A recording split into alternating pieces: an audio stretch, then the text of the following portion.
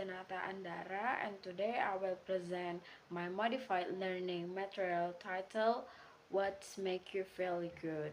The original material I use come from a junior high school English book, especially the reading text titled What's Make You Feel Good.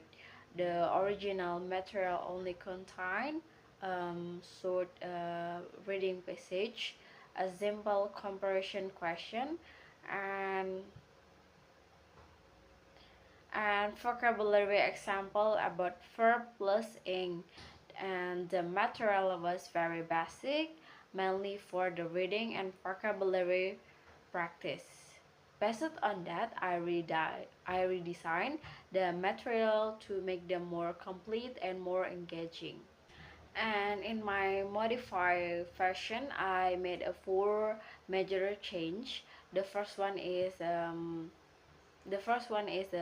ate is more structured tasks like a reading, vocabulary and grammar, listening and speaking, and also the reflection. And the second one is I integrate the digital media such as a Canva, YouTube, or a Google Form. And the third is I add interactive elements like online worksheet and group discussion. And the last is I combine a digital and a printed learning so the material still works even for a school with limited internet access. Next, I will explain why these modifications were necessary. I modified the material to first increase student engagement and motivation, and the second one is provided multimodal learning that includes reading, listening, speaking, and writing. And the third is support more learner center activities, and the last is adapt the lesson to realistic Indonesian uh, junior high school classroom condition. And this change helped the material becomes more active and suitable for today's learning. Now I will explain each digital tool I use and how it works.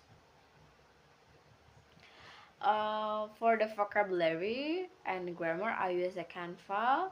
What I did is I designed an online interactive worksheet for verb plus ink practice, and I add drag and drop tasks, and I include example based on the reading text. And the last is I provided space for a student to write down their own sentence.